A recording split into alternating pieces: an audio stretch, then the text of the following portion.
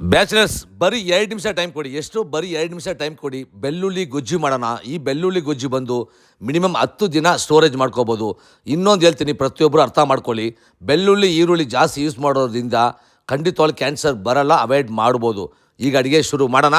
ಬಿಸಿ ಬಿಸಿ ಕಾಯುವ ತವಾ ಮೇಲೆ 1 ಸ್ಪೂನ್ ಸಾಸಿವೆ, ಸ್ವಲ್ಪ ಮೆಂತ್ಯ ಕಮ್ಮಿ ಇರಲಿ, 1 ಸ್ಪೂನ್ ಕಾಳುಮೆಣಸು, 1 ಸ್ಪೂನ್ ಜೀರಿಗೆ, 2 ಸ್ಪೂನ್ ಧನಿಯಾ, ಇಷ್ಟನ್ನು ಕ್ಲೀನಾಗಿ ಹುರ್ಕೊಳ್ಳಿ. ಹುರ್ಕೊಂಡು ಆದಮೇಲೆ ಸ್ವಲ್ಪ ಒಣಗಿರೋ ಮೆಣಸಿನ್ಕಾಯಿ ಹಾಕಿ ಮತ್ತೆ ಹುರ್ಕೊಂಡು ಪುಡಿ ಮಾಡ್ಕೊಳ್ಳಿ. ಬಿಸಿ ಬಿಸಿ ಕಾಯುವ ತವಾ ಮೇಲೆ 2 ಸ್ಪೂನ್ ಎಣ್ಣೆ ಬಿಡ್ತಾರಿ. ಸ್ವಲ್ಪ ಈರುಳ್ಳಿ ಹಾಕಿ, ಈರುಳ್ಳಿ ಹಾಕಿದ್ರೆ ಬೆಳ್ಳುಳ್ಳಿ ಸ್ವಲ್ಪ ಜಾಸ್ತಿ ಇರಲಿ. ಅಷ್ಟು ಎಣ್ಣೆಯಲ್ಲಿ ಚೆನ್ನಾಗಿ ಫ್ರೈ ಮಾಡಿ, ಸ್ವಲ್ಪ ಹುಣಸೆ ಹಣ್ಣು ಹಾಕಿ ಫ್ರೈ ಮಾಡಿ ಪೇಸ್ಟಾಗಿ ರುಬ್ಕೊಳ್ಳಿ. ಅದೇ ಬಾಣಲೆಯಲ್ಲಿ 2 ಸ್ಪೂನ್ ಎಣ್ಣೆ, 1 ಸ್ಪೂನ್ ಸಾಸಿವೆ, ಸ್ವಲ್ಪ ಕಡಲೆಬೇಳೆ, ಸ್ವಲ್ಪ ಉದ್ದಿನಬೇಳೆ, ಸ್ವಲ್ಪ ಜೀರಿಗೆ, ಸ್ವಲ್ಪ ಒಣಗಿರೋ ಮೆಣಸಿನ್ಕಾಯಿ, ಬೆಳ್ಳುಳ್ಳಿ ಸ್ವಲ್ಪ ಜಾಸ್ತಿ ಇರಲಿ, ಹೆಲ್ತಿಗೆ ತುಂಬ ಒಳ್ಳೆಯದು, ಸ್ವಲ್ಪ ಕರಿಬೇವು, ಅಷ್ಟನ್ನು ಎಣ್ಣೆಯಲ್ಲಿ ಸ್ವಲ್ಪ ಹುರ್ಕೊಳ್ಳಿ.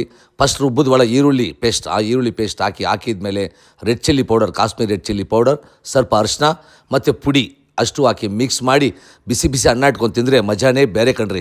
ಸ್ಟವ್ ಮುಂದೆ ನಿಂತಿರುವಾಗ ಲವ್ವಿಂದ ಕುಕ್ ಮಾಡಿ ಸುಮಾರಾಗಿರೋ ಅಡುಗೆನೂ ಸೂಪರ್ ಆಗಿರುತ್ತೆ. ತಿನ್ಕೊಳ್ಳಿ, ಮಜಾ ಮಾಡ್ಕೊಳ್ಳಿ ಸ್ನೇಹಿತರೆ.